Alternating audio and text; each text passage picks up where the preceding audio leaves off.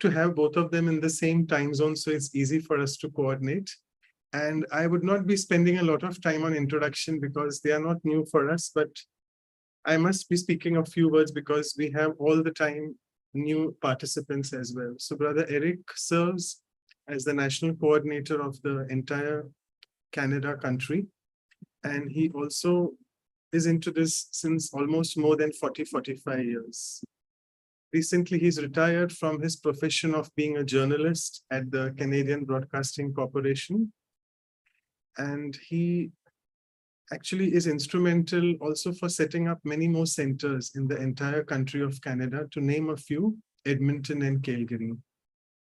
And our second speaker, again, who is also a very impressive personality because she is one of the chosen ones, I must say, that she has been the representative of the Brahma Kumaris at the United Nations in New York, based there since 1980, so more than 40 years now.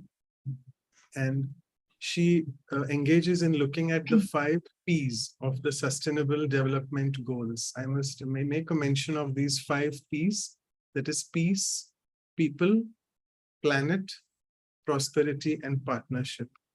And she also served as one of the board of directors for the EVO, the Images and Voices of Hope, an author as well. And let me now just come to the poem, today's topic on open-mindedness. So I'll be amalgamating both of them and the value together. So Brother Eric and Sister Gayatri are indeed in their approach very open-minded. You can see that. Both have keen interest in spirituality, which is like-minded. Their decision is perfect and full of balance, never one-sided. And their counseling and support provides relief to the absent-minded and makes them warm and approachable because they themselves are so warm-hearted. Their motivation helps to raise the morale and feel high-spirited because they can identify Maya from a distance by being far-sighted. We are indeed fortunate for having both of them with us and are deeply indebted because in this world, which otherwise feels very difficult and crooked, they are indeed a boon because they are eternally and spiritually gifted. So with this small poem for both of them, I would now request Sister Claudia to welcome them with flowers. Thank you. Good morning to everyone. Good afternoon and also good evening to all of you who are on the India time. So this open mind, I think, is a quite good topic. I can see until the last breath, we need to learn in life. I always say when we stop learning, that we are ready to go to a new life because there's nothing else to learn. But also we need to learn with an open mind to see everything. I always appreciate how Brother Eric has a so open mind to deal with all this news and prepare news and everything.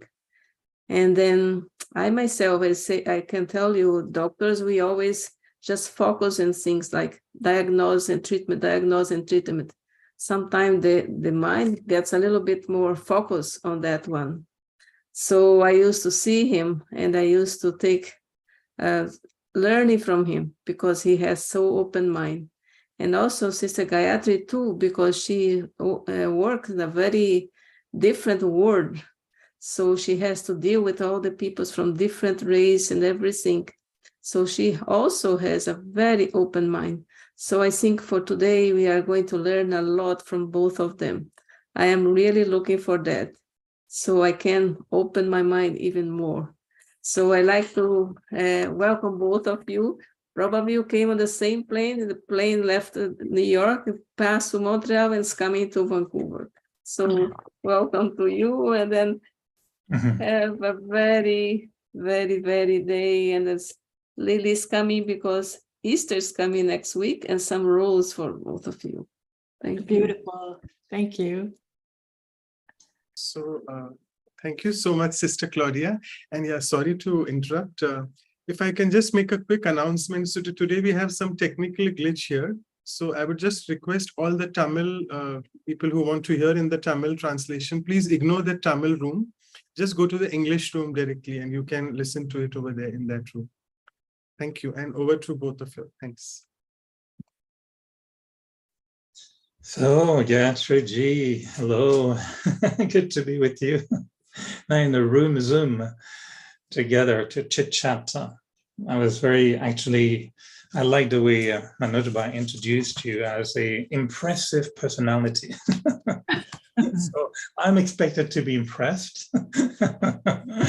But, I thought this is a very nice topic. I don't know if you had time to think about it a little bit, but to me, it really created the whole questioning. I don't think it's a virtue that I've been ever reflecting deeply upon. Open-mindedness. I think open-madness has been something I know about. And I think many people are totally openly mad.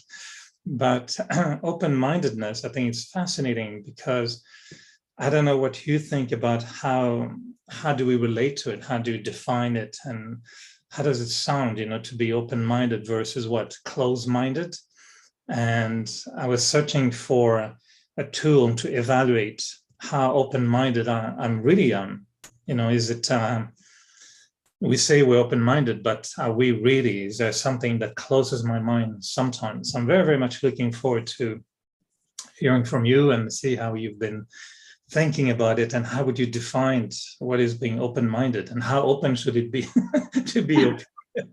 Does it get too open sometimes that things will get in that shouldn't get in? So what are your thoughts on that open-mindedness? Thank you, Eric. But first of all, let me say that I didn't realize that this particular episode, I call it, is dedicated to Daddy Janki. I was pleased to hear that from Brother Manoj. And because, of course, her mind, she had an exceptional mind.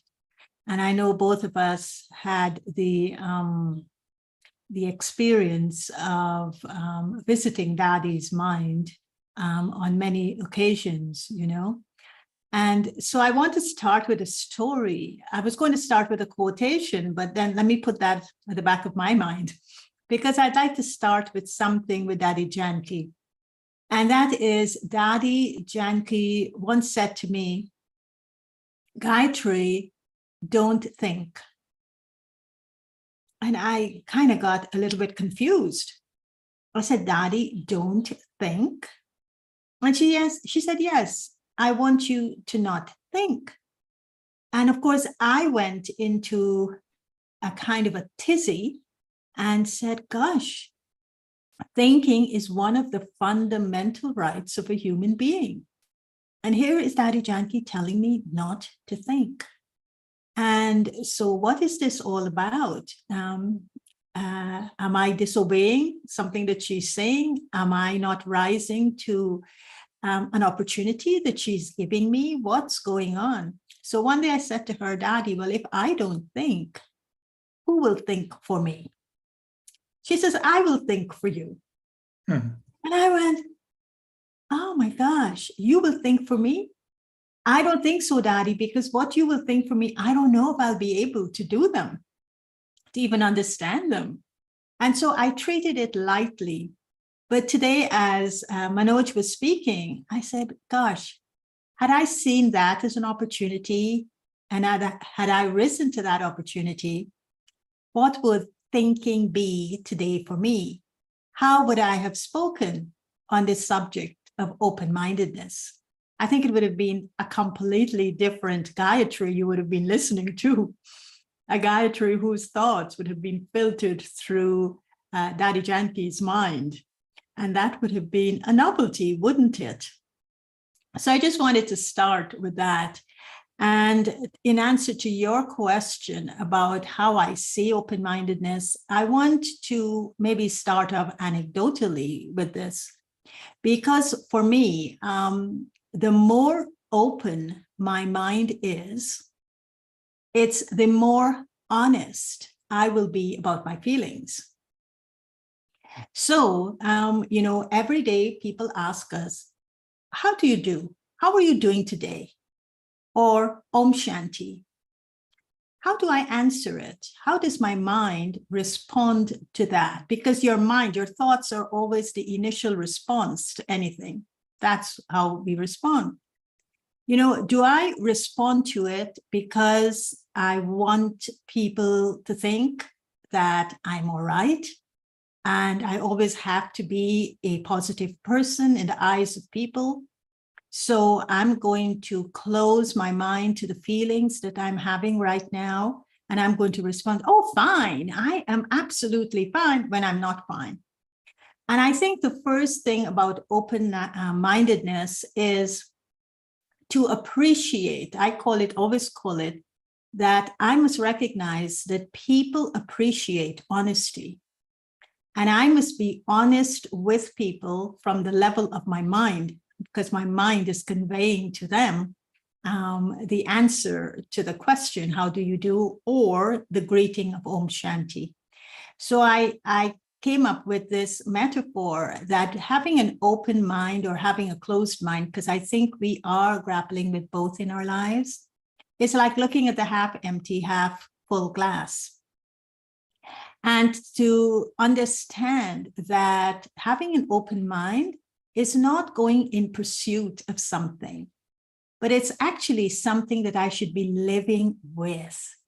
And I think that there's a value in enjoying what it is I have already, and I have a mind, and I have a mind that is capable of being honest and is capable of being open, and to foster a feeling of contentment with which my mind is, something that my mind already is, and not aspiring to see how open is open or how big is open, but to really feel contented with the little that I'm able to open it with that deep honesty.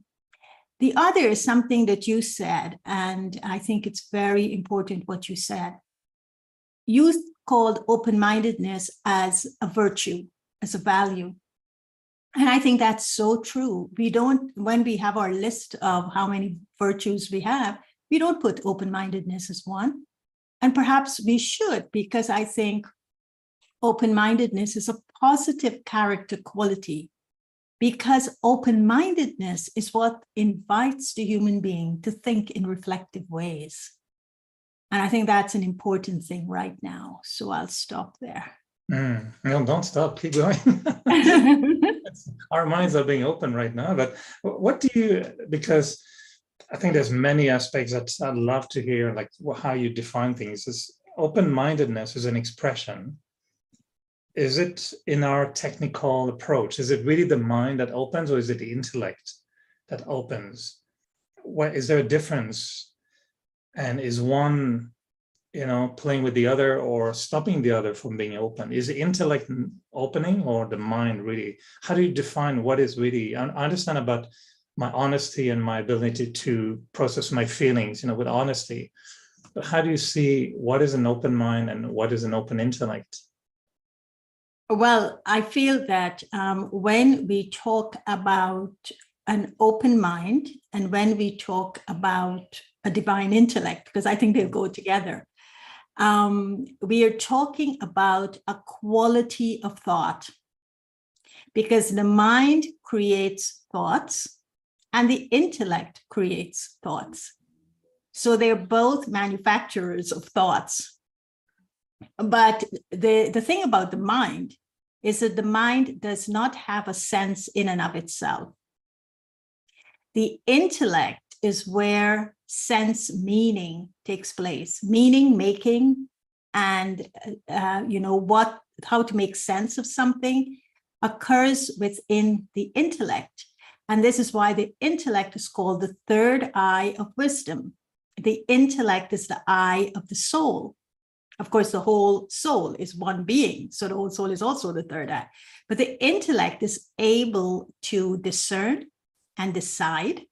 It's able to understand and is able to make meaning of. Deep within the intellect is also the conscience. So these are all the abilities of the intellect that determines the quality of thinking or the quality of thought. The mind, as we have been told, and this was a metaphor that always stayed with me, that the mind is like a wild horse, full of energy, but no sense. Mm-hmm. And so I always turned on that. If my mind is like a wild horse, full of energy and no sense, how is it then going to make sense of what it should be making manifest, what it is should be doing? And so I began to realize that the mind is actually really deeply connected to the senses. And the mind is totally manipulated by the senses. And so whatever the senses want, the mind supports. And so the thoughts come barging into the mind through the doors of the senses. And so then the mind gets overwhelmed. And so when we look at that beautiful spiritual image of the person sitting holding the reins, it's not holding the reins of the senses. It's actually holding the reins of the mind so that it could reconnect, take away the influence that's heavily on the mind from the senses, away from the senses, and redirect the mind to connect to this higher level of thinking, this higher level of thought, which is the intellect.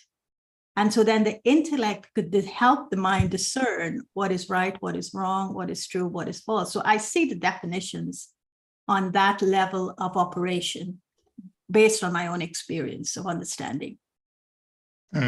That's lovely. I'm questioning myself, when I think of that topic of virtue, and if I ask myself, well, how open is my mind? And so for me, the question would be, well, open to what? Because if somebody knocks at my door, I can open the door, but I'll only open the door to certain people. If they want to sell me, I don't know, something I don't want, I'm not going to let them in. Right. So for me, my question was really like, am I really having an open mind, and to what is it open to? And I know externally people might feel, oh, we're very open-minded. I don't know what will give that impression, but since I don't even know myself how open-minded I am, since I never thought about it, I never had a doctor, analyzing my mind to say, well, I found out your mind is open, but not that much, actually. It's just a little bit open. You might want to open it a bit more. So as a doctor, how would you evaluate an open mind versus a mind squeaking and thing being a little bit closed? Well, as a doctor, I don't think I would evaluate spiritual doctor. Someone else, even as an impressive personality, as an impressive personality. Even then, I don't think I would trespass the territory of someone else's privacy, and the mind is a very private space.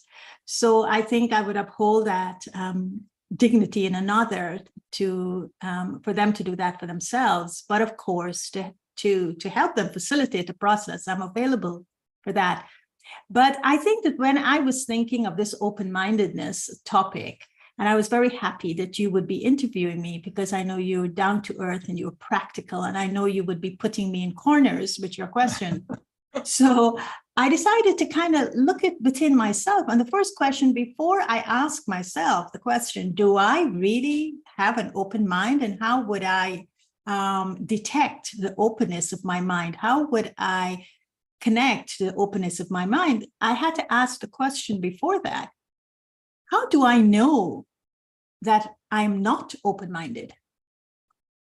How do I know that I'm not open-minded? And you may say, that's a deficit question. It may be, but I think sometimes in order to know ourselves, we have to know what is lacking in order to know what exists. So I went with that, even though it was deficit, and asked the question, how do I know that when I do not have an open mind? And I think there were two things that came to me.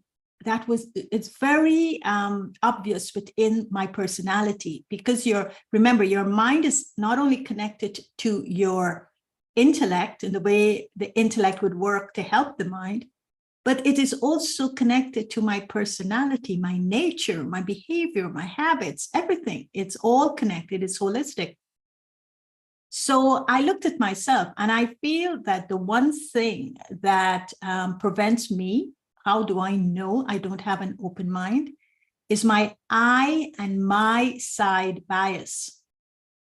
Baba talks about in our, the founder talks about these concepts that you need to renounce the I and my of body consciousness. And I think that that's when I know that my mind is totally going to shut down now.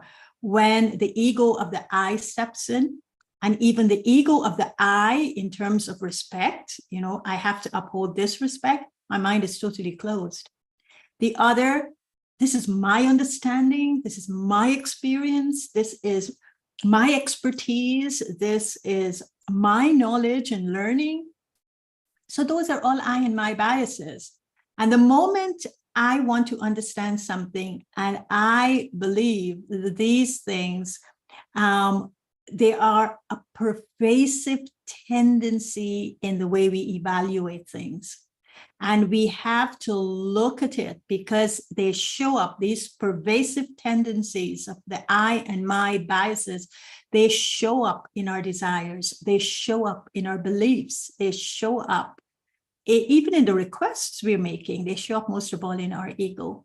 So that's one. The other side that I realize that my mind shuts down, I don't have an open mind, is that I call it polarized thinking, in which I see things in black and white and I don't see the shades of gray. I see things as right and wrong and I don't see the experiences in between. I see things as, whatever, are negative and positive, and I don't see the process that someone is going through. Or I see the starting point and the destination and I don't see the journey. And so if I only see the two ends of the spectrum, then I'm in polarized thinking. And I don't have an open mind, because I will then be saying it has to be like this, because that's how it is. That's how I see it. And so I feel that that's another thing that makes me know that my mind is shut down. And I see this also in being at the UN. I have to be careful in the way I'm looking at secular issues. Because if I'm looking at the secular issues solely dependent on the absolute, for instance, of even Baba's knowledge. So I'm looking at, say, the subject of abortion, which is a very touchy subject. And I am looking at it and I'm engaging in a conversation about it. I have to make sure that I'm seeing it from my perspective as a person who has knowledge in yoga and who is practicing purity at this highest level. But I also have to look at it from the perspective of others who are dealing with it, who are not subscribing to what I'm subscribing to. They don't have a lifestyle. They don't have a way of living by the knowledge and the practice of yoga like I am. But to have an open mind for me and not to have polarized thinking for me is to see it from their perspective. Because if I only see it from my perspective, then I won't understand what is going on for them. So those were the two things, first of all, I looked at to see that what stops me. And then I look at myself and I look at some of the characteristics within me that I don't say I have them all, but I say when I think of them, I like them because maybe this was what Daddy Janki was asking me to be when she says, let me help you think, let me think for you, let me open your mind and connect it more to truth. So I'll give you like 4 of them that I feel, there are many, but when I was thinking of what I like more about having an open mind, one of the things I feel that is very important to me, and as you said, I'm the spiritual doctor, well, I will say more a spiritual facilitator, is that I'm able to empathize not so much predict, but I'm able to empathize with others, how they are feeling and how they're behaving because of those feelings, and maybe a little bit of where they're coming from, so that my mind is less prone to projecting a judgment. That for me is having an open mind, when I could do that.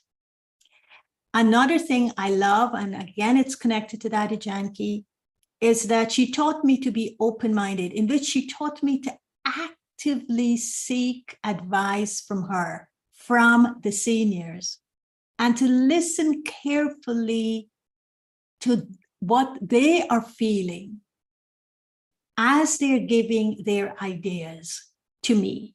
So if I took something, and usually when we take something and we're asking for advice, our minds are locked in to what we want the outcome to be. So when we're listening to them, our minds can be open to what they're saying, but locked in, closed. It's locked into what we want. So this idea for me, a characteristic of an open mind, is when I ask someone for an idea, when I ask someone for advice, then I'm listening to their feelings as well as their advice, their ideas, but I'm not feeling they're criticizing me, nor am I feeling that whatever I thought, whatever is most meaningful to me is not being compromised. And I think that is another characteristic I love very much about an open mind. And then the other one, I just maybe share one more. I think when you're open mind, you said 4. Okay. All right. I was just going to say one of my habits is not having an open mind is when I'm listening to someone, my mind is busy looking for the answer to give them. So my mind is no longer open. My mind is, as you said, it's so open. You made up your mind. And that's right. what I've made up my mind already in terms of what I want to say, to answer to them. And I'm not listening to what they're saying. And so because I've already made up my mind, I'm looking for the language in which to give expression to my response. And I think that's not having an open mind, because an open mind means I'm listening carefully. I'm listening even to myself, listening to what someone else is saying to me. So I'm totally open. I'm getting my mind out of the way, as it were, and I am listening to them. But the other, I think that is very, and this is where I have a lot of work to do, and that I think is that to be humble. You know, the thing about, if you look at the world, in which we live in a world of experts.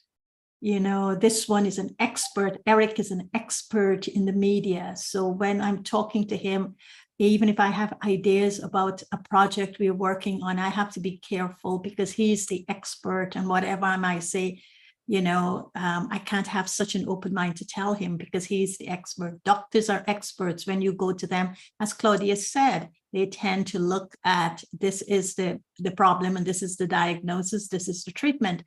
And so they're locked in their profession.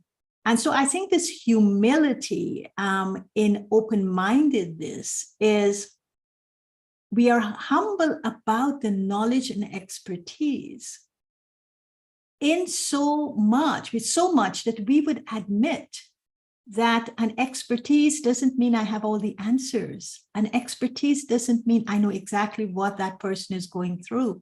An expertise doesn't mean I withhold what it is I want to say, that I'm not giving myself the privilege of having my voice heard. No.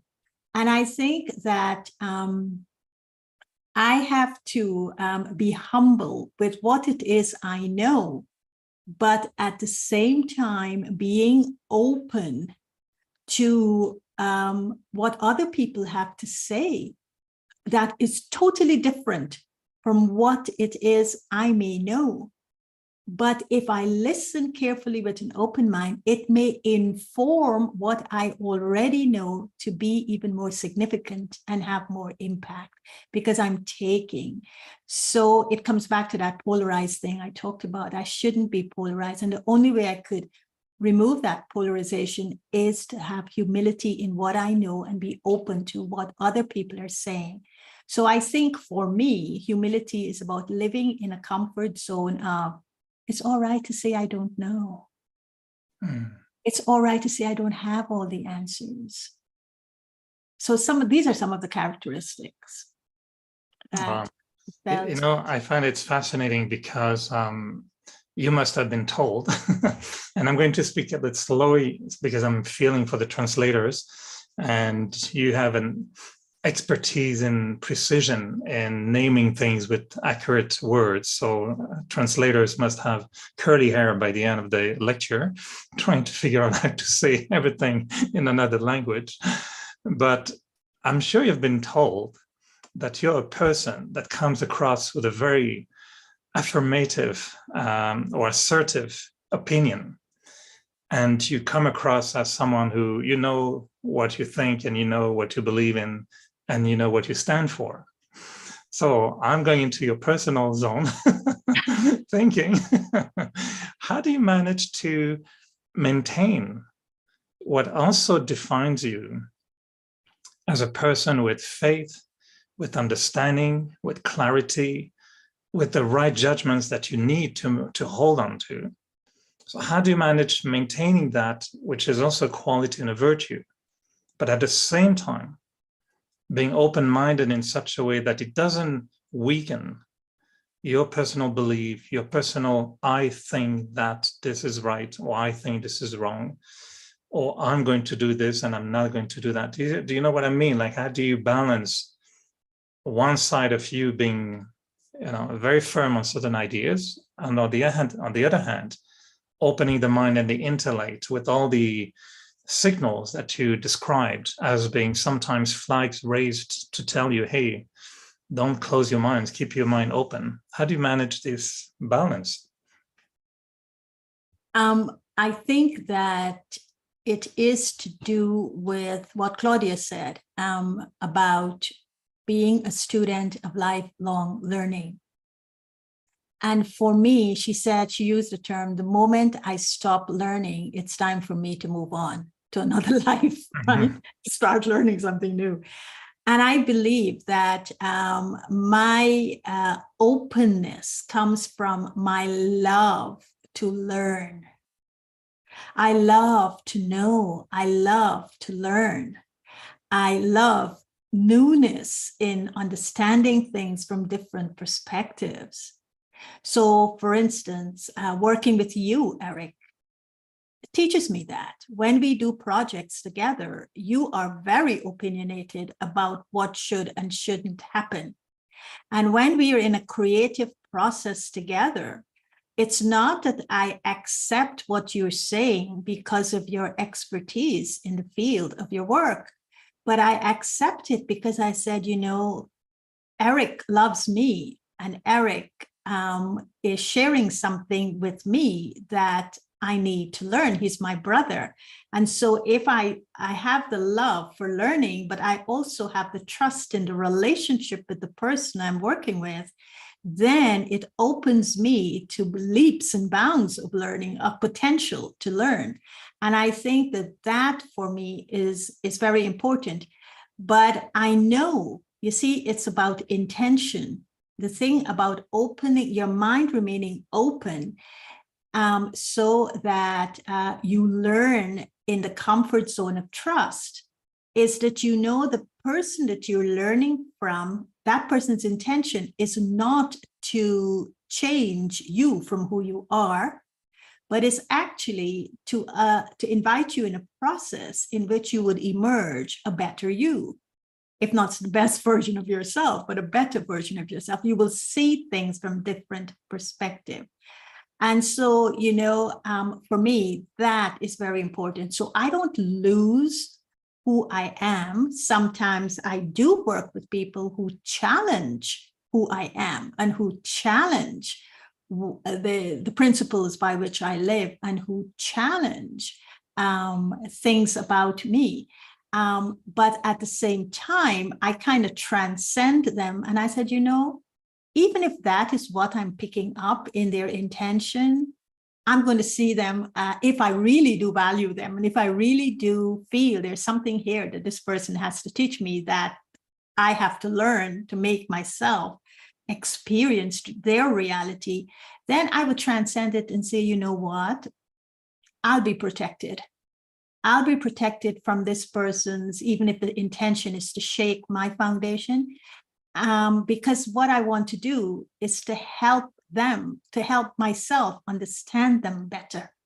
And when my intention is clear and my intention is a worthy one to me, then I would continue to engage with the person, not thinking that they would shake me and they would uproot me or they would make me a lesser person. So these are some of the techniques I apply, but I always apply, you know, when someone is talking to me, some of the things I would ask myself is, how much do I really know about this topic that we're discussing? That's how much do I really know? Let me be real, you know, what it is I have to learn here. The second is, how trustworthy is this person and the information they're giving me? You know, how much do I trust it? The other is, have I ever considered, within this particular area that we're discussing, have I ever considered ideas outside of my own little comfort zone of ideas in relation to this topic? Have I ever considered what this person is telling me in relation to this topic? So I have to look at that as well. And the other, I go back to my I and my side biases. You know, how much of my ego am I trying to preserve here? And how much of my self-respect I'm pushing into the process, wanting people, influencing other people's thinking on a subject that I think is very important for me to learn from. And I don't want to influence their thinking. I want them to be open in the way they think about it. And so these are some of the ways I work with it. So I hope in doing so, I remain grounded in who I am, what I represent, what I follow, but at the same time being open to learning, because that love for learning is deep in my genes. My spiritual genes is maybe not so much in my physical genes, because I wasn't such an ace student at school.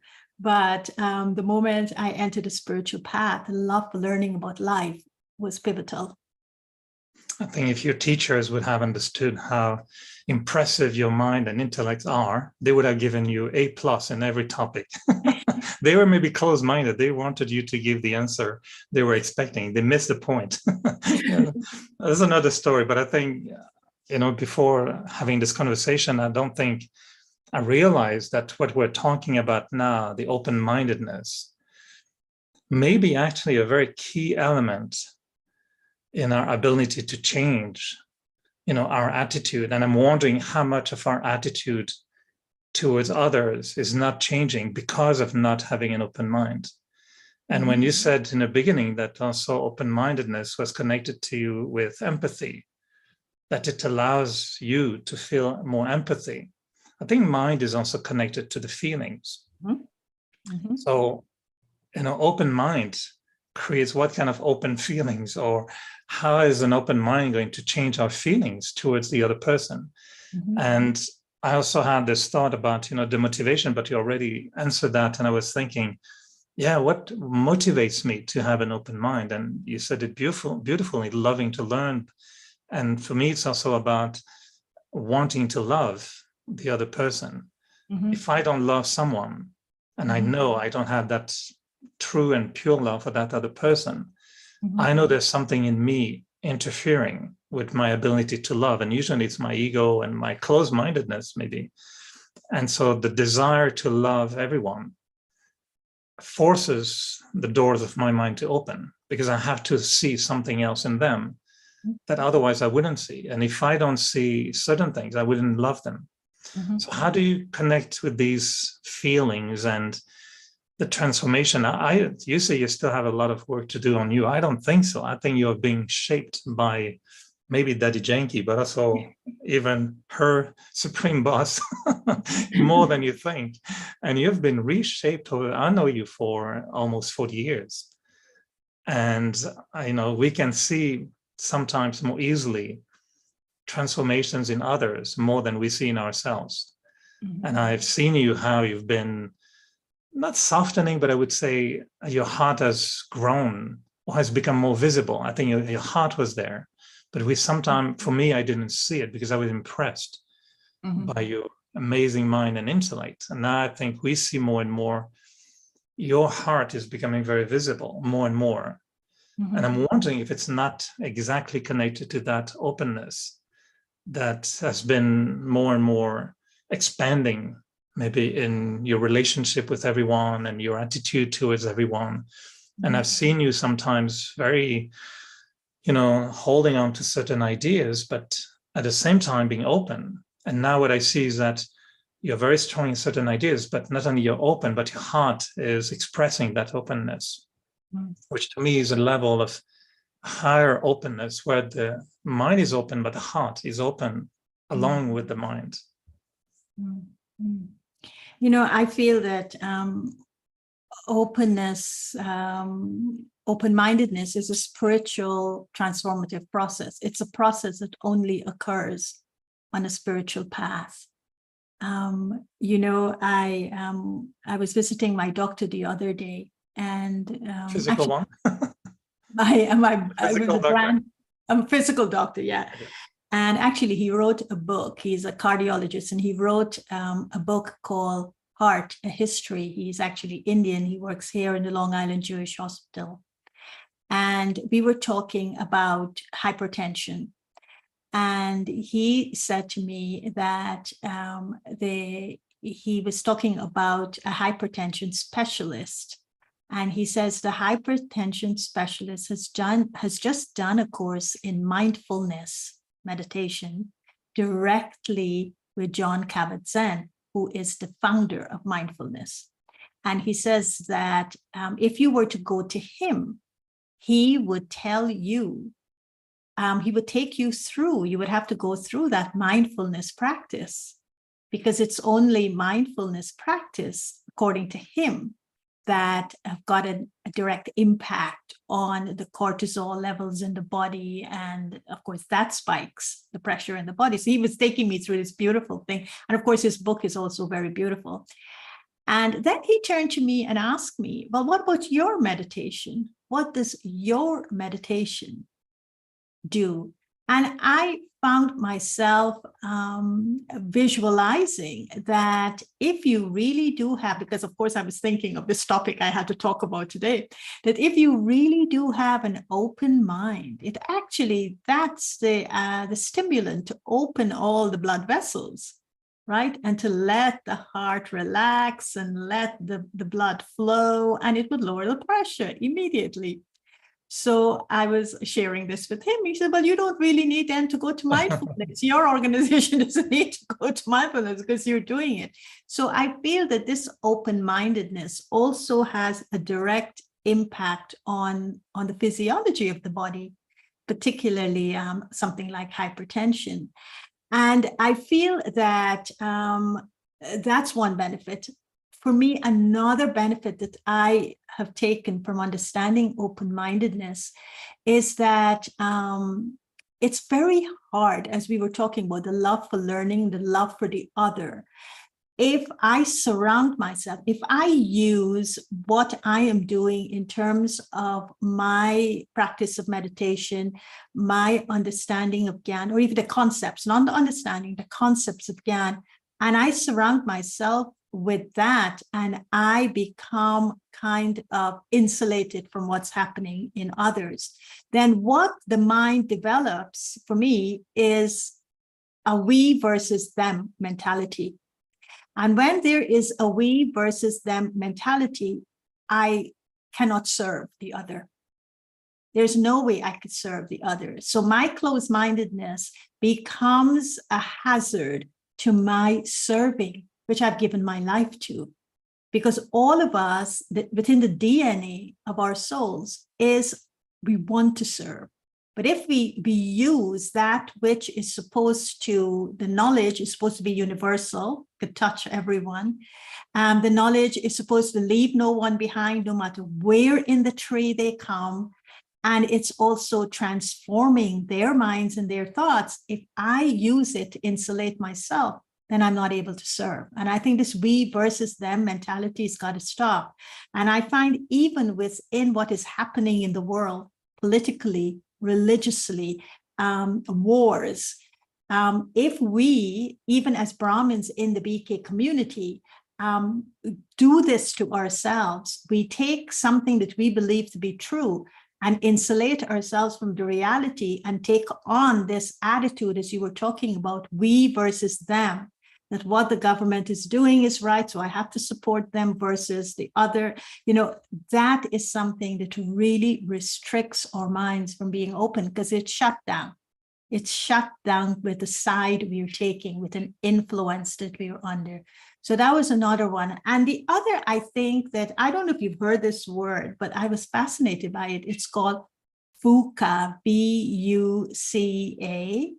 And it's talking about the situation in the world in which there's, I don't remember everything about it, but it's like the vulnerabilities we're going through, the unrest that we are facing, the elements of corruption that is there, and conflict. So this word seems to be something that we need to look at. It's like vulnerabilities. The V is for volatile. The U is that we're living in quite uncertain times. The C is for it. The complexity is so dire that you don't even know where to go. And the A is for ambiguous.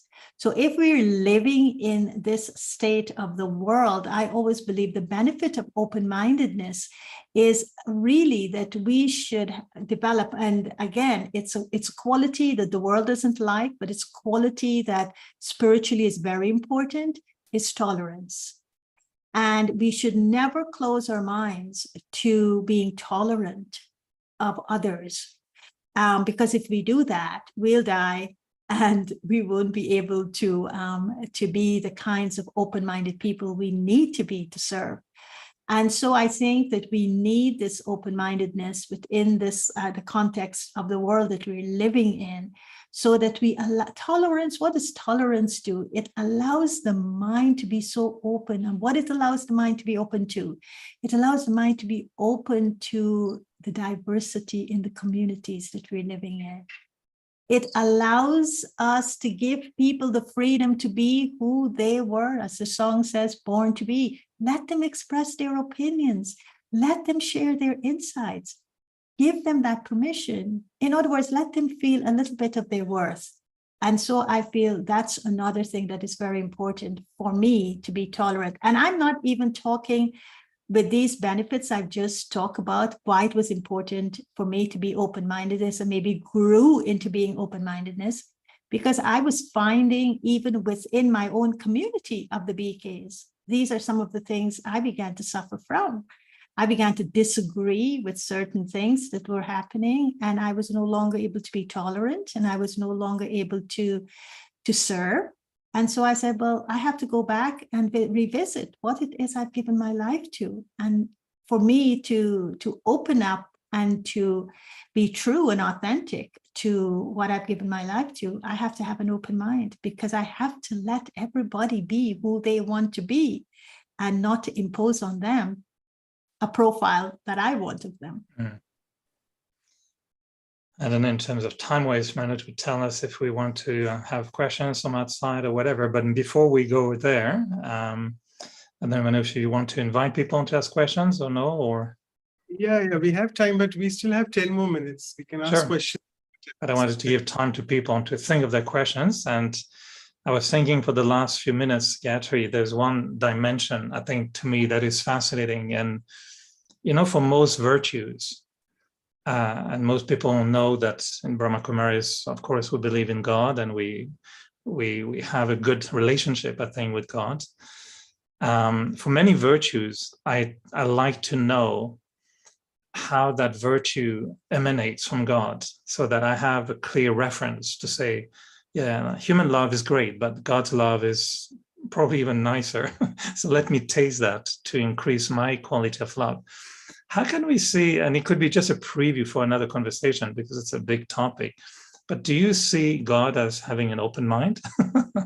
Is he an open-minded soul, or is he very opinionated and you humans can think whatever you want? I know the truth and I'll tell you the truth. I think if there's anyone with a complete and absolutely perfect open mind, it's God. And that makes him the seed of the human world tree. And because for me, God never judges. God never judges a soul. God appreciates everyone for who that soul is and relates to the soul as the soul is. You know, it's not that God is saying, relating to the soul and saying that, you know, come on, there's an inspiration there. Come on, here is an opportunity to be the best version of yourself. And I'm showing the mirror is me, is God. And I'm going to describe myself to you so that you could aim for the highest. You could aim to be like the Supreme Soul. But it doesn't mean that whatever you become, I'm going to judge you. I'm going to still call you number one. You are the number one in my eyes based on what you became, because you're the only one could be that and no one else. So the way that God works with souls, I think, is demonstrates an open-mindedness that is full of unconditional love. And that unconditional love, I think, is expressed, you know, when Judy Rogers and I were working on Something Beyond Greatness, that book. I think the principles, the three principles that we identified in Daddy Janki's life as someone who was beyond greatness really epitomizes the characteristics of God. And that is seeing with love, serving from the heart, and being in the right place at the right time. And I think that's true open-mindedness. Is that when God always sees the soul with love, and that's what God is teaching me, be soul conscious and look at the other with soul conscious love. Look at the other with the soul, a legitimate other. Let the other rise in front of you as a child of God. Love them. Don't condition your love. The second is serve them with your heart. Do not serve them because of what you want from them or what you want them to be or what else. Serve them the way I serve you, with the heart. And no matter what you come to me with, whether you come to me with a complaint, with honesty, I listen to you, or whether you come to me with a complaint you know, you're falsifying the complaint and you're making yourself look good, I will still listen to you. And so it's serving with the heart. And the other, God is always there. We always say God is there. For me, he's a thought away. And so always be available. And I think the other word is accessible to others. And God is that. So I think these are the ways the open-mindedness of God is seen. And that's what God is teaching us to replicate in relationship to our fellow human beings.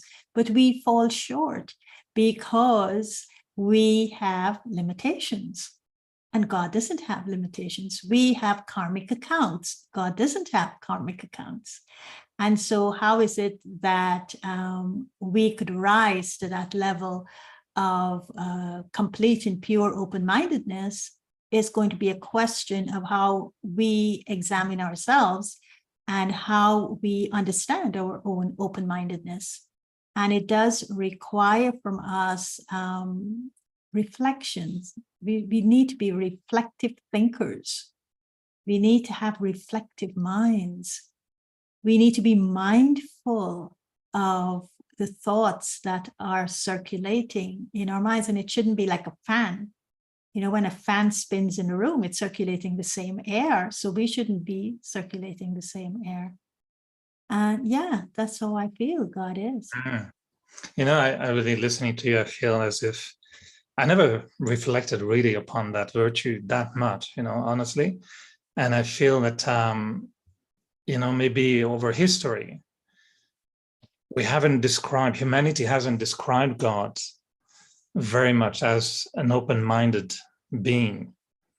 I think that many versions of God, the way he's been portrayed, doesn't appear to be necessarily that open-minded. But listening to you, I think everyone will gain a new dimension in their relationship with God if they were just to reflect on, just having the thought, oh, he's open-minded. That energy is the most open-minded energy in the world. I think, to me, I'm looking forward to explore that in a meditation soon. I get to do that. So let's see if we have all kind of minds asking all kind of questions coming from different perspectives. Let's see if it's open. And Manoj, you want to share if there are any thoughts or any questions coming in for Sister Gayatri? Oh, yeah. Thank you so much, both of you. And because you all have targeted the doctors so much, there are many questions from the doctors. And I think Sister Claudia started that. There are many doctors, not physical, I must say, medical doctors sitting here. So I think one thing which struck one of them it is very touchy, I think. It was about empathizing. So as a doctor, should I empathize with my patients or sympathize? Because if I keep empathizing, I'll consume the emotions, I'll go into pain, and at the end of the day, I will suffer. So do you want to elaborate on this? Is it a question from you, Dr. Manoj? No, it's there in the chat box as well. Okay. Very similar. That is a good question for everyone. Yes. So I should answer it, or Eric? Yes. No, you are. You will be. Well, a few years ago, in December 2019, to be specific, I was invited to talk to the World Psychiatry Association, their section on spirituality and religion, and it was in Jerusalem. And they asked me to speak on a subject of my choice, and I was actually one of the opening speakers. And I must say, remembrance and tributes to Dr. Abdesh Sharma, because he was the one who invited me to do this. And he's passed on a few years ago. But I chose the topic of compassion fatigue. And I chose to talk to them about you cannot, if you are a doctor and you are treating the whole patient, which I hope doctors do, they don't separate the feelings from the organs and just deal with the organs and forget about how the patients feel about it, because I know they don't, because most of them say to you, it's not about the numbers, it's about how you feel. And so when I was talking on the subject of compassion fatigue, this subject of empathy came up. And I feel that empathy without a spiritual practice would lead to the doctor or the practitioner, the medical practitioner, ending up with compassion fatigue, because they will absorb the feelings, the sorrow from the feelings of their patients, and that will ultimately affect them. But if you are a spiritual practitioner as well, and you do have a sound spiritual practice, like this doctor, this hypertension specialist has mindfulness as a spiritual practice, then when you're listening to your patients, you are able to use your practice as a shield against taking the sorrow from them. It's like, take no sorrow, give no sorrow, right? So you avoid taking in the sorrow, while at the same time, you are reaching out to give them the strength that they want. So if they're anxious, rather than taking in the anxiety, through your spiritual practice, you will be the one that will keep your inner state stable, keep your inner state at peace, and then allow for those peaceful vibrations to create an atmosphere in the room that would impact the patients. So I was saying to them, and I asked them, could you, after describing that to them and saying, I'm not saying not to have empathy, but along with empathy, you need your spiritual practice to transform the energy in the room from something that of sorrow to give them the strength. And I asked them, how many of you integrate your spiritual practice, those of you who do have a spiritual practice, into treating your patients? And none of them raised their hands. And I had to stop talking because I was shocked. And I said, is it for real? None of you do this? And then a couple of hands went slowly up. And then they said no, that we would do it in the mornings and then we would go to work, but we won't integrate it. And I said, well, that's when compassion fatigue becomes something to deceive the purpose of your profession. Because if the purpose of your profession is to heal and you're taking in all this stuff and blaming it on empathy, then you really don't know what true empathy is, because empathy is part of compassion. Compassion is part of a spiritual practice. And I think that has to be integrated. Otherwise, how will you heal your patients? How will you heal yourself? You know, physician, heal thyself. And I think that this is part of it. So I think Manoj Bhai can organize a class now for doctors, and psychiatry will be.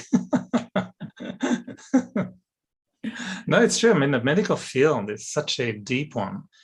And what we hear all the time today, at least in Canada or in Quebec, is our health system is crumbling. And they can't cope, you know, with all the challenges on the health system, not just because of lack of money and resources, but I think the values have been, you know, sometimes a little bit dying in the healthcare system. So totally agree with you. Another question like this, Manoj Bhai? Yes, very much. Maybe coming from a psychologist or a psychiatrist, I must say, because see, you all spoke a lot about open-mindedness, and I think it's a long journey from going towards being open-minded to being open-hearted. So I think we spoke quite a few things about counseling. As a counselor, I need to be very open-minded, as a psychologist as well.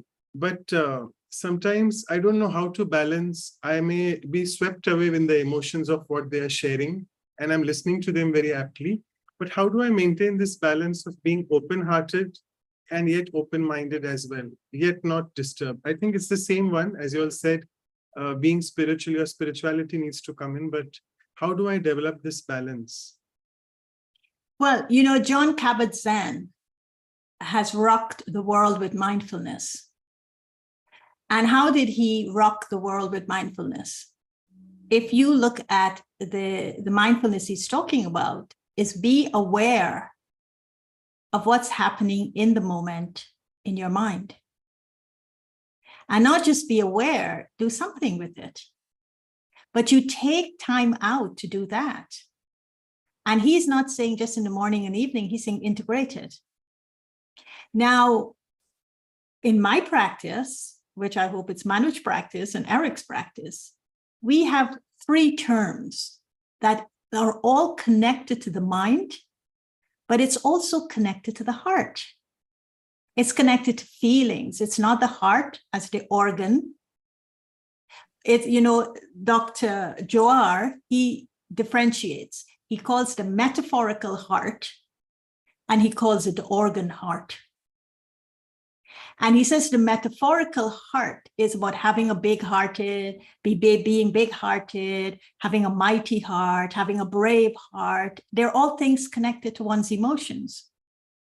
And those emotions have an impact on the physical organ of the heart. I mean, it's a brilliant book. You could read it. It's his story, as it were. He's a cardiologist. And so it's the same thing here. There are 3 things spiritually that connects the heart to the mind. And we're asked to practice it. And we're asked to practice it periodically throughout the day. One is called Man Manabhav. Man Manabhav is specifically focused on the mind. And to make the mind open, you have to connect it to one, which is called concentration on one. And in the ekagrata, the concentration on that one will open the potential of the mind. And the potential of the mind carries within it feelings. So if I were to practice manabhav 1 minute every hour, or one, however long you want to do it, hourly throughout the day, that means my mind is being cleansed.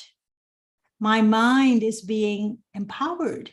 My mind is being full with the power of God. My mind is being rejuvenated, revitalized. So that's manabhav. That's a practice we're called on to do every hour. The second is called mansa seva. Mansa seva is preparing the question that is asked here. Does my mind have the qualifications to serve? And what are the qualifications to serve when it comes to the mind? And we're clearly told the mind, of course, the sanskaras and the intellect, but the mind is the gateway. So the mind's vibrations is what's going to reach people. So he says, prepare, the practice is prepare the mind at 3 levels. One is check the quality of your thoughts. Are they elevated? Are they pure? Are they thoughts that are generating life? Are they life-giving thoughts? Secondly, pure feelings. Am I having my residual feelings infiltrate the feelings and reaching out to the people I'm serving? Now, have those pure feelings, transform your feelings. And thirdly, have good wishes. Have good wishes for yourself and have good wishes for others. So these are the 3 levels that the mind needs to be qualified in order to serve. And it's called mansa seva. And that's the kind of service people pick up on in us much more before we say the words. Before the words even emerge, the mind prepared to express those words. And then a third, of course, is something that is used, it's called mansarovar. And the mansarovar is, of course, what is the mind churning on? What is the food I'm giving to nurture the mind throughout the day? What is the mind feeding on? And that is what I have to be aware of too. Now, I think there will be a day when these 3 factors connected to open-mindedness will rock the world too.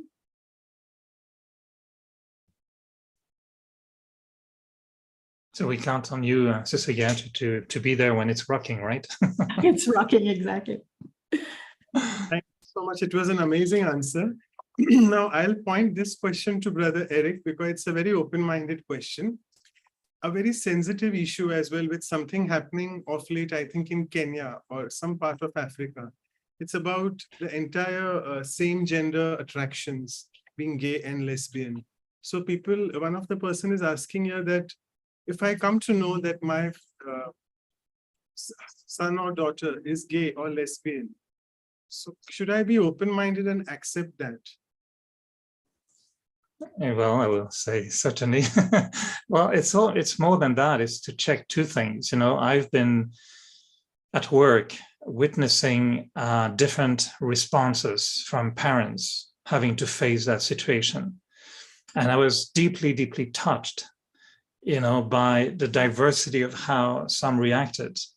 And one working with me as an editor, so we're in the same room, and the topic came up at some point, and he said how disturbed he was. And his reaction when he heard that his son was gay, then he was extremely disturbed. And his reaction was very angry and thinking, why is this son imposing that upon us now? Because I will have to live with that burden of having to have a son gay. And I was honestly a little bit shocked from a younger person. He was way younger than me. And I was surprised that he would react like this.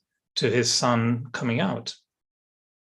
And another person who's my direct boss or my superior, his reaction was so different, and when he found out, and still we're talking like that's not too many years ago. You're talking about Africa, which has a different cultural context, but even here in Canada, where we're supposed to be extremely open-minded, and in Quebec, which is actually supposed to be the most open-minded province in the country, this man, who learned the gender of his son when his son was more than 35 years old. And to me was like, this is still happening, that today at 35, you are hiding your identity, even in the eyes of to the eyes of your parents, your father, with whom he has a very close relationship. And when he found out, this man's attitude was completely different. And he really questioned why he first didn't see it, but mostly why his son didn't feel comfortable telling him about it much earlier. So he really questioned himself and not judging his son at all. Well, the other person completely judged his son and went away and just couldn't handle his own emotion. And to me, it was like, okay, this is a spectrum that we still have today in front of that issue. Of course, personally, I would feel that, I don't know why I had that thought, even I was listening to something and I thought, if I were to be a parent today, I would tell my son or daughter at a very young age, okay, now in this world, you're going to face this thing. And I want you to be completely comfortable right away, either you're this way, that way, or in between, or anywhere in any color. We love you, we're happy with you, be yourself. So my personal advice, of course, but in Canada will be that. In other countries, I don't know enough the culture, maybe, there will be a different approach, more subtlety, more wisdom will be needed, how to react. But I think people today with identity issues, gender issues, are crying out to be accepted and to be loved. And I think they are crying out to us to say, what will be the reason you wouldn't accept me as I am? And I find that the debate in society is still not over. We have made great progress. And I think there's tremendous leap has been done, achieved in our reflection. But still, in most of the parts of the world today, acceptance of others' differences is still a big issue. And I think it's definitely connected to today's topic about open-mindedness. And I think that sometimes I would feel that it takes a little word, a little attitude, a little action that will shut my mind off completely. And I think some people don't realize that the mind can be open, but conditionally. And certain things will close their minds in a second, in a split second, and they will not know their mind is closed at that time. They're processing their feelings, they're processing some subtly limited vision. And so I will feel that way, but looking forward to see if Gayatri can add a few thoughts around that. You're absolutely right, Eric, because we have a case of a transgender. And this girl suddenly is going through emotional stuff that she is grappling with. And of course, she doesn't know what to do with it. So it's one thing in the parents having to accept the changes in their children, and they're coming to the parents to help. And this is transcendent I'm talking about. And the parents don't have a context to understand. This is where this VUCA thing comes in. It's volatile, it's uncertain, it's complex, and it's ambiguous to them. And this girl now she turned to me for a conversation on it. And of course, it comes back. I loved her, so I wanted to help her through the process. So I said to her, which is now a him, I said to him, please help me understand. I don't know what's going on. You're going to have to help me. You're going to have to help me learn what is going on for you. But the first thing I had to go back on is not to see her in the gender she was born into, but to see her as a soul outside of a gender. And then to treat her as a soul with a potential to help me understand what was going on for her when she was in the body, which is her gender. And I feel that it was a very deep learning curve for me, and I'm still learning. So what I said to her, I said, could you be the resource now for me when these things come up and we have to make statements at the UN or anywhere else in the community, help me understand. But what that has done, because I engaged with him in this process of transgender, I begin to understand that the individual is not to be blamed at all. It's not their fault. It is something that is occurring in the soul and is being played out without the individual quite having a grasp on what is happening. But they can't go against it because it's too strong, that is being expressed through the body. And so it all comes back for me. This is where the knowledge of Raj Yoga helps me.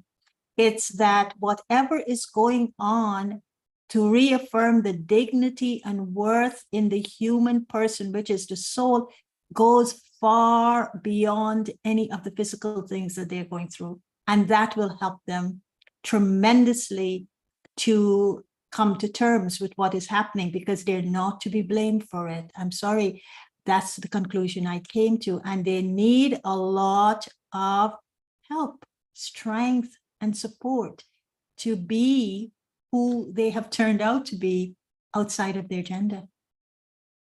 Right. So that's a great answer. We are slightly short on the time, but I think I'll take this question. And if one of you can just answer very briefly.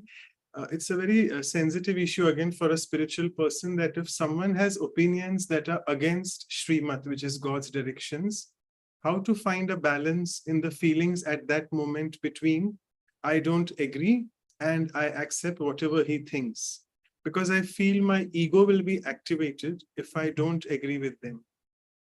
So how do I sort? Yeah, Shiji.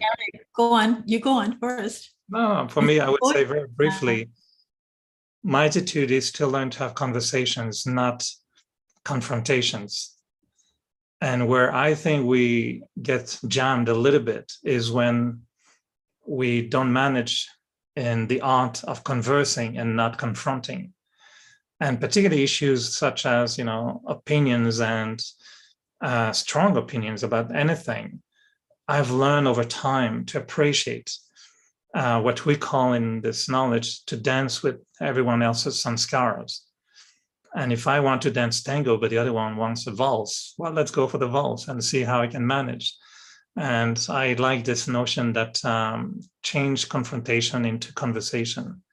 And that's open-mindedness, that's open-heartedness, that's a way to understand, appreciate the other. So maybe I need to just ask questions. My mantra very often is, do I really know the other person talking to me? And do I want to know that person more? And whenever I feel I get to know the person more, we have a conversation which is much more agreeable, even though we don't agree at the end on the same thing. Fine. Yeah, Gigi? Yeah, for me, I think that if someone is disagreeing with the Srimat, as you said, and is bringing that to me, the first thing I look at is, am I reacting to their disagreement of Srimat? Is it upsetting me? Is it something that is ruffling my feathers? So I first of all got to check the response. What has happened? What is the impact of their disagreement to Srimat? And then before I give the response. Now, if I find that it has ruffled my feathers or upset me, I would say to them, give me some time. I'll come back to you and we could discuss this, because then I have to take it into my meditation and in conversation, as Eric is saying, with Baba, to find, why did I react, Baba? Is there something inside of me that I haven't understood in relation to this Srimat, that I suddenly want to defend it? I'm becoming a lawyer now to defend your Srimat. I don't need to be a lawyer here. So let me correct it at that level. If I realize that the person is missing a point, and maybe just a clarification of this little point could make the person see it differently, then I would engage them in a conversation. But if I notice that the person is really disagreeing with the Srimad because they don't have the strength to follow it, then my response would be accordingly. And I will give them time. I wouldn't even discuss it with them, but I would say to them, do whatever you feel is right. Don't let's go into a discussion on this matter.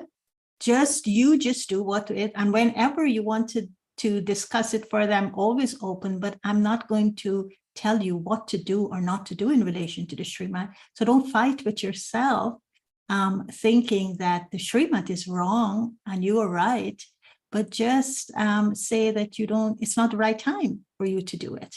And don't treat anything as wrong and right here, but it's just not the time for you to follow this or to do it. And that's also fine. It doesn't stop you from being my friend, nor would it stop you from coming to the center or whatever. So the open-mindedness, again, is very important. And love for the soul is also important. Amazing answers. We just love these conversations, right? But time is just going ahead, and I would now request Dr. Ashok Mehta to please propose the vote of thanks. Over to you, Dr.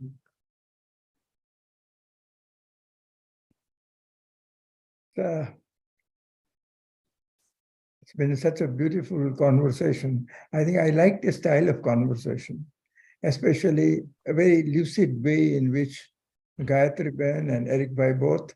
I think Gayatri Ben is outstanding in many, many ways. She reflects the knowledge that she has received more from Janki Dadi, and of course, the Baba's knowledge. And to say that I think the most open-mindedness is him himself, the Baba. And I think he has accepted all of us as we are and not rejected any one of us, and brought us up to a very high level. And this is what she has explained in so beautiful ways. I think she's very, very articulate. I think that's her unique point, to be so articulate and still be so smooth. I think I've enjoyed everything that both of them have explained. And as I was talking to you, Manoj Bhai, in the past, that instead of monologue, we should have dialogues. I think these dialogues have been beautiful, excellent, enjoyed. And I think we are all open-minded, irrespective of where we are, what we are, because we are still Baba's children. I think that open-mindedness has been drilled into us at every point of time in our varieties of ways in which we live. I have been a surgeon in modern medicine, and I used to feel very awkward when I used to sit with all, I used to call them mind-body medicine. Was more at one point of time when I came in the Gyan, were more Ayurvedic people, more homeopaths, more naturopaths, and more, self-styled psychologists.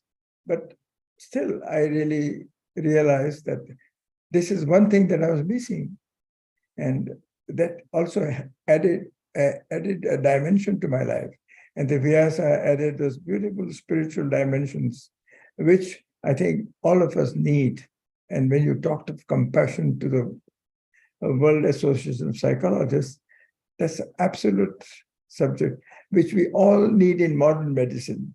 We are becoming so technologically oriented that I think many of us as consultants have stopped even examining the patients. You look only at the reports, and sometimes nowadays you talk only on Zoom. You get every report and you answer that. I think we are losing a beautiful, compassionate approach that we always learned in medicine. Especially now, I feel that I'm old because I was trained in 50s, and every time I talk of Mahatma Gandhi and Albert Schweitzer. Mahatma Gandhi treating a leprosy patient when it was very contagious in 1939, and Albert Schweitzer, leaving his nationality, being from German to French, learning medicine at a later age, raising funds and working in Central Africa and Gabon to atone for the sins of the white man. I mean, that's amazing. And this is what really impressed me in those early years when I entered medical school. I think open-mindedness is something which we all loved and would like to be. As a matter of fact, I've always felt that our society in India was very open-minded. In many ways, it may be closed-minded in other ways, but we were more accepting the variety of thoughts and variety of religions that we have in this country, and a variety of branches of religion and sub-branches. Anyway, thank you very much, Gayatri Ben and Eric Bhai. We enjoyed. Thank you very much for giving us a beautiful, wide view of the open-mindedness. Om Shanti. So quickly over to Sister Anu for the photograph and the announcements and the meditation music. Hope you remember all three. Yes, thank you so much, Brother Manoj. And yeah, thank you so much, even Dr. Mehta, to bring up this, adding on to this very insightful, amazing dialogue discussion. I agree with Dr. Mehta that these discussions are life-giving. I love that word, Sister Gayatri. And we are enriching in many, many ways. And I love it, yes, to know our biases, our weaknesses, our judgments, be free and come back to that space of open mind and heart would be the way to go. I'm sure we are taking in many ways and we all will be churning on them, today's session. So quickly for our upcoming sessions. Oh, I'm frozen. Okay, now it's good. So, okay.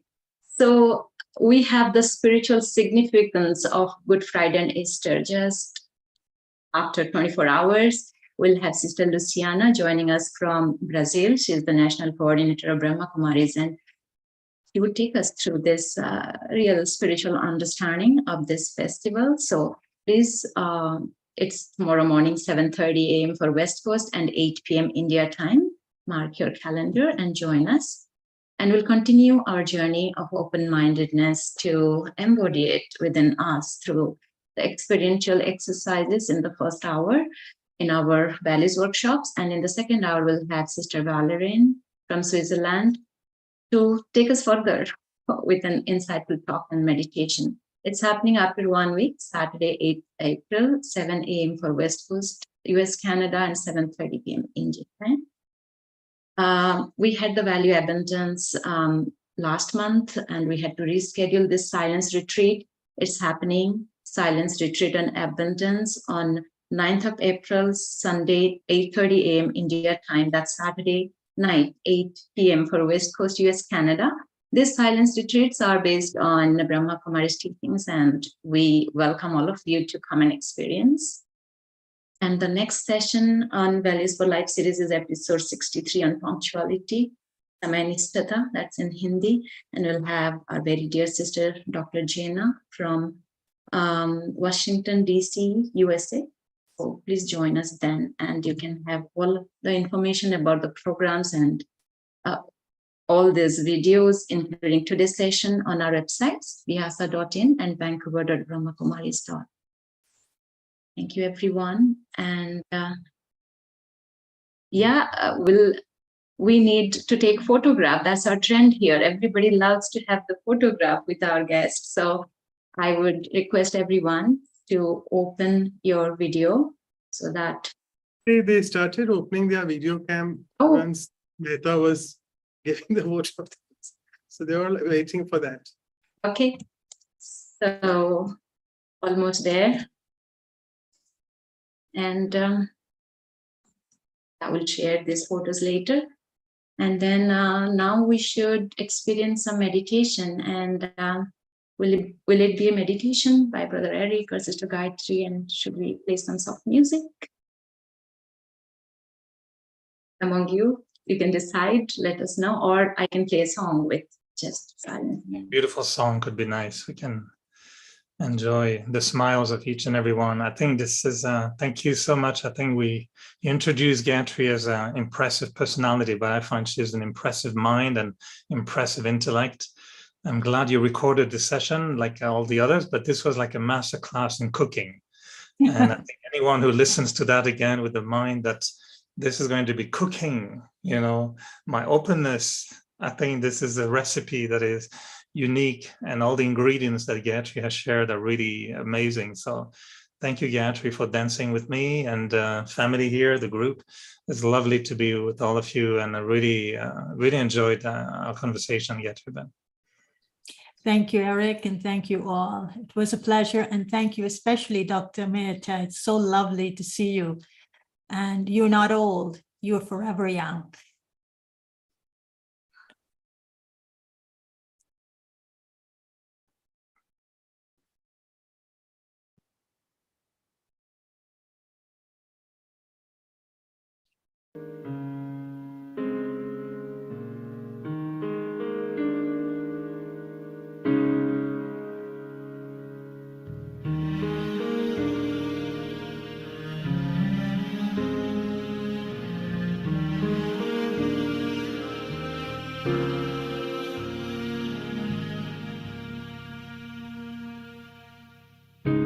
I feel it now.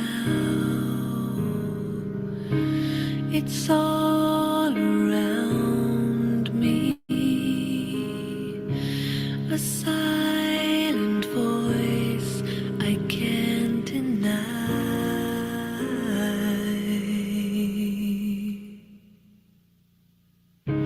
A mother's arms,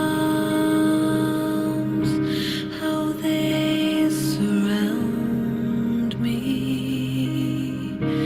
They sing the beauty of my life. It will last forever. It will never fade away. Never cause me pain. This love, this love. I close my eyes. It takes me over. A memory deep down in my soul,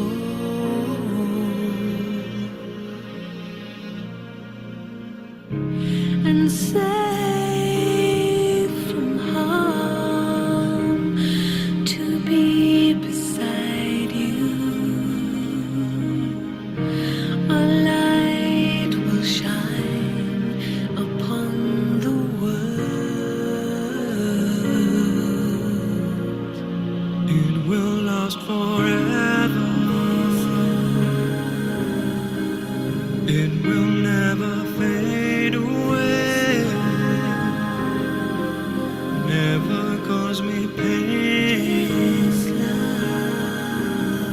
This love, this love. It will last forever. It will never fade away. Never cause me pain.